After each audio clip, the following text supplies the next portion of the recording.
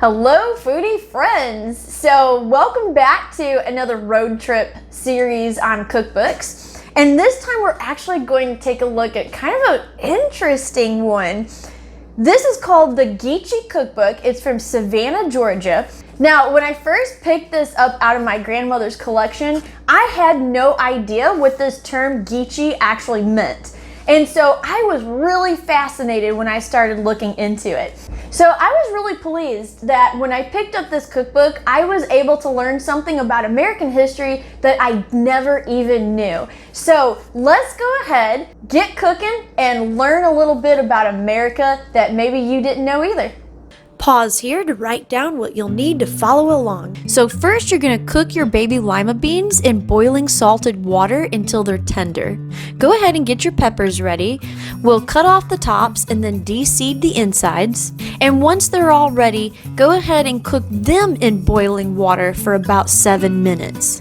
Now, once your peppers are done, you're going to go ahead and chop your onion. You'll also cut your tomatoes to about 1.5 cups and measure out your fresh corn. According to the Gullah Geechee Cultural Heritage Corridor Commission, which Congress established in 2006, the Gullah Geechee people are actually descendants of Africans who were enslaved on the rice plantations of the lower Atlantic coast. This included parts of North Carolina, South Carolina, Georgia, and Florida. Most of these slaves were brought over from the western coast of Africa, which had a long history of rice cultivation. Because of their skills in irrigation and other rice techniques, the American rice industry became the most successful in the country. The important thing to note about the GeeChee people is that because of their limited interaction with white people on these large rice plantations, they were able to retain most of their African traditions, cultures, and way of life. Consequently, they developed a Creole language called Gullah, which is an amalgamation of both English and African words. Slavery continued on these rice plantations until the Civil War. So when the Union forces arrived in 1861, the Gullah people were happy to be free, but also happy to fight in the war. Now you can see here I've got my lima beans boiling, and I've also got my peppers still boiling in their pot. But let's go ahead and get our skillet ready to saute our vegetables. So first go ahead and get your oil nice and hot. Add your chopped onion, your lima beans, your corn, and tomatoes. Season it with salt and pepper. The Gullah Geechee people have recently become known for their wonderful food. They of course used many items from Europe, and the GeeChee slaves also made do with the rice that they were growing on the plantations. But they of course used a lot of foods that they had brought with them from Africa, including okra, yams, peas, hot peppers, peanuts, sorghum, and watermelon. And to add even more flavor to their food, they also used what was given to them by Native Americans, such as corn, squash, tomatoes, and berries. And according to Heather Hodges, Executive Director of the Gullah Geechee Heritage Corridor, Gullah Geechee food, quote, were and still are designed to showcase the freshness, seasonality, and versatility of the seafood, vegetables, and game available along the lower Atlantic coastline. Now let's go ahead and get our peppers ready to stuff. Go ahead and fill all your peppers all the way to the top. Mix some breadcrumbs with melted butter and mix together. The cookbook didn't give measurements for this, but go ahead and just do a rough estimate. You can always make a little more if you need to. And then you're going to bake them in a 350-degree oven for about 30 minutes. At one point, there was fear that the GeeChee culture would be disappearing soon. However, many descendants of the original slaves have worked hard over the years to not only preserve their culture, but to also maintain their food history, especially in places like Charleston, South Carolina. Fortunately, this means that many generations to come can benefit not only from the learned history of these people, but also from their wonderful food that they've contributed over the years. All right, so we've got our dinner. I'm just going to go ahead and caveat that, well, number one, before we try it, this is actually the second recipe we've tried from this cookbook. last week we ran into one that was really, really typoed. They made a very fundamental error in the recipe, and I didn't catch it until we were like halfway into it, and it rendered it unusable. So we weren't able to use any of that footage or finish making that recipe. So if you do find this, probably don't make the tamachichi pudding because it was not good. So then that's why we kind of skipped last week and had a different video, and now we're doing this one because we wanted to give it another chance and pick a different recipe. And the other caveat is I've only had stuffed bell peppers one other time as a kid, and I hated it. Yeah, so I kind of wanted to try this to see, has my taste buds changed? Am I gonna like it? So I'm gonna try not to judge it based on past childhood experiences. We're gonna let it stand on its own. How do we eat it is the hard part. How do we eat it? I'm not really sure. I think we'll just like... You want me to do it? Yeah, just like slice it.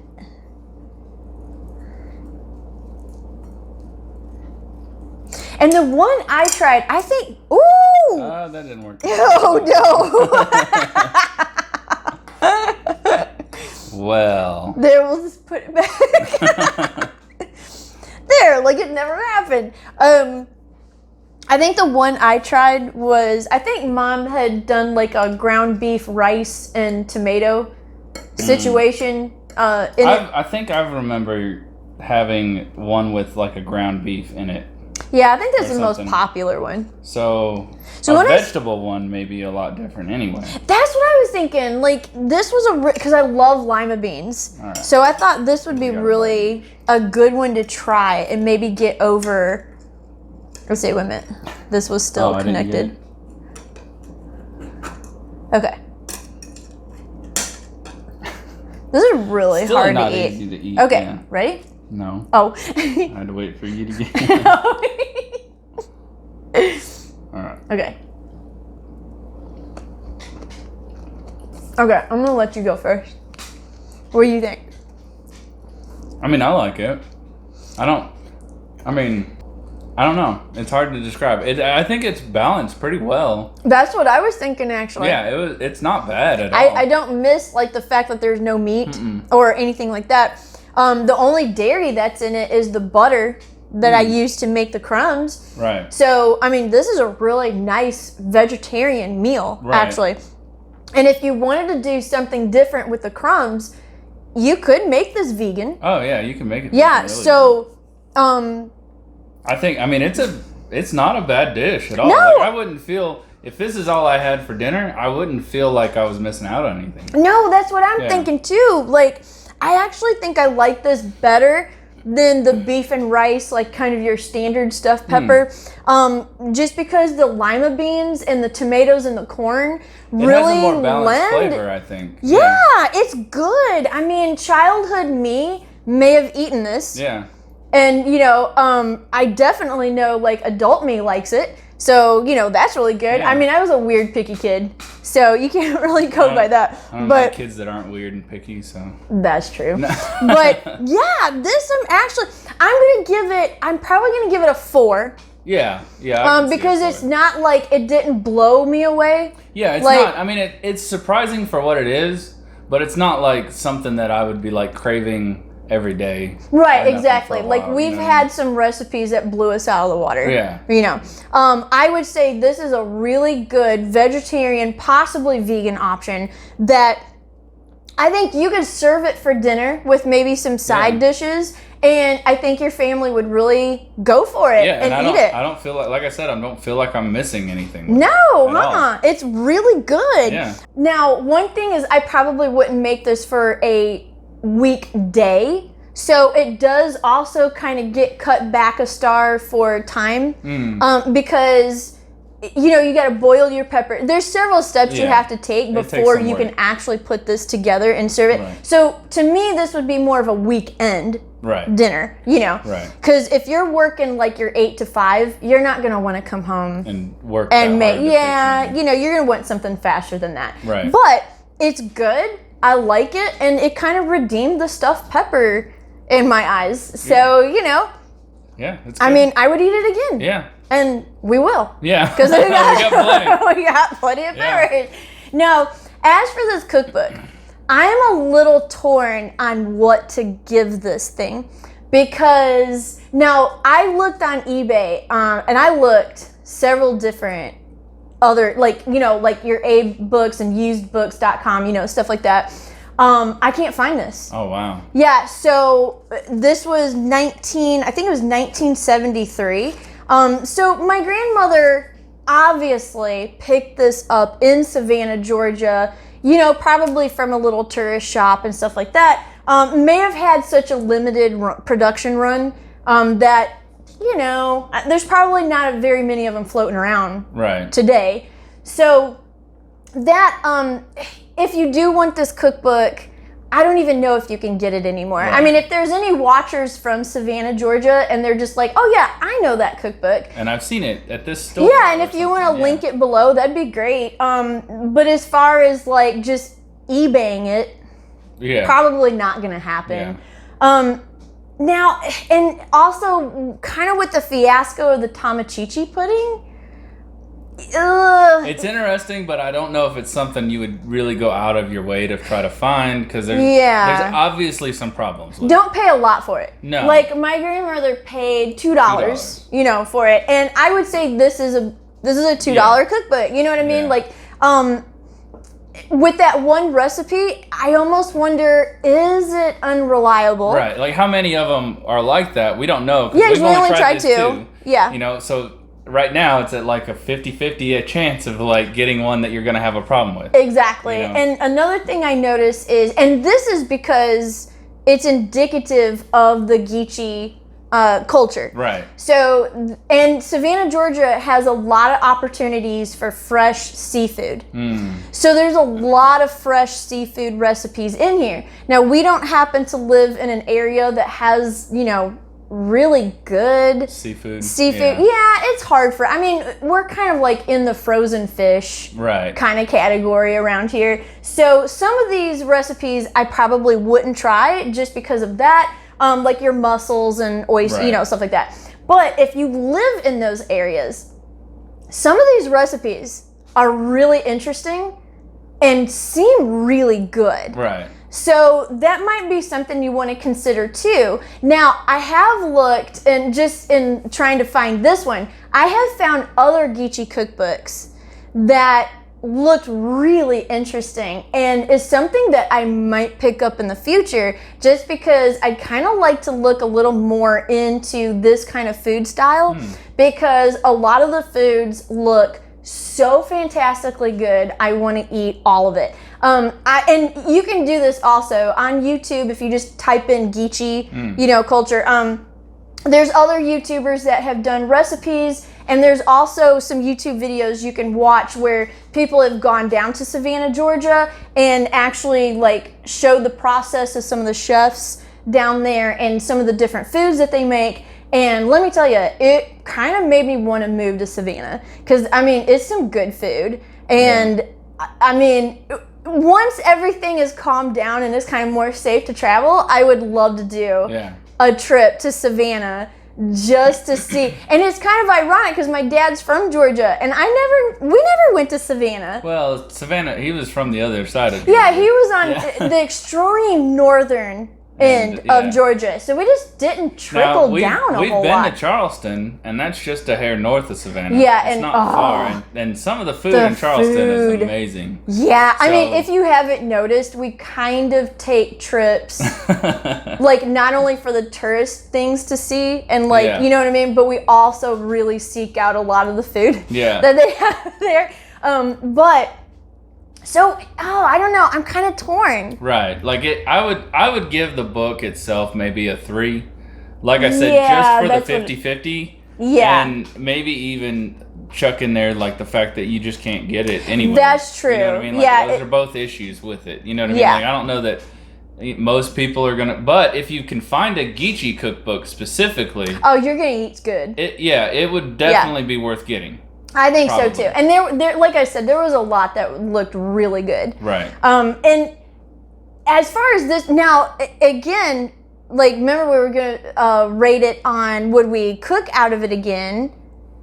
I actually would. Oh, wow. Yeah, because there's some other main dishes. Maybe not so much the puddings. Right. I might kind of skew away from that one. I would caveat that with maybe cross-referencing some of the recipes to make sure some of the portions look like they should be, you know what I mean? Like, cross-reference it with another recipe online you can find just to see if, like, the quantities of stuff kind of looks close enough to know. And I tried that with the tamachichi pudding. Now, I keep saying that, but some people might not. I didn't know what tamachichi was. And that's why I picked the recipe, because I was like, oh, what's that? It's actually a native Indian chief who was instrumental in the founding of Savannah, Georgia. And so apparently they have like a lot of monuments and stuff to tamachichi. But I Googled tamachichi pudding, could not find it anywhere. Oh, wow. That is just this cookbook. Right.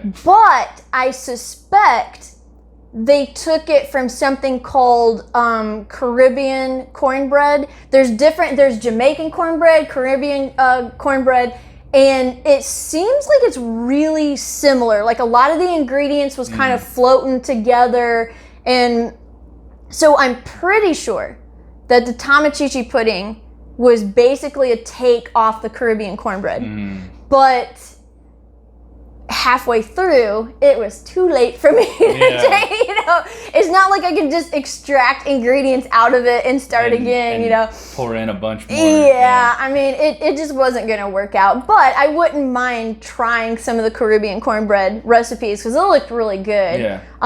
We're more of a kind of like a savory southern cornbread, but we have had Yankee cornbread, and we like the sugar in that. So, I mean, we might like the Caribbean too.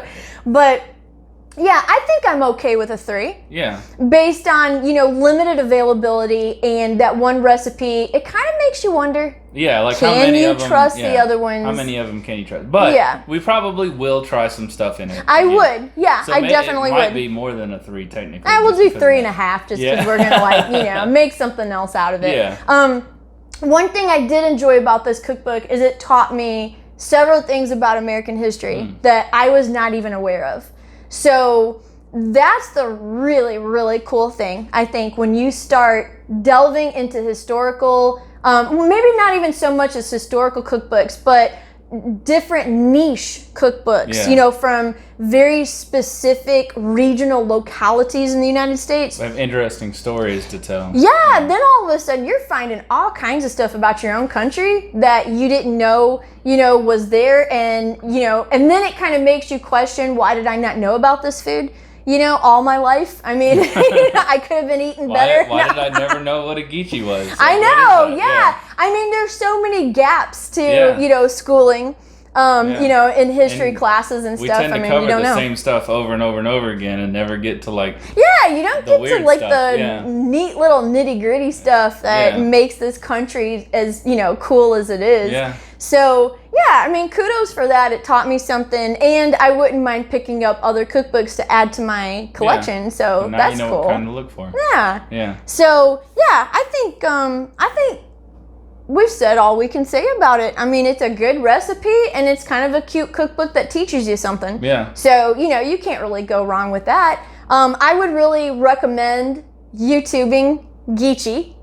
So that you can see, because I can only touch, since this is primarily a cooking show. A huge overview. Yeah, we can't do like a big, huge history lesson like some of the other YouTubers can that just do history. Yeah. And they had some really interesting ones on there.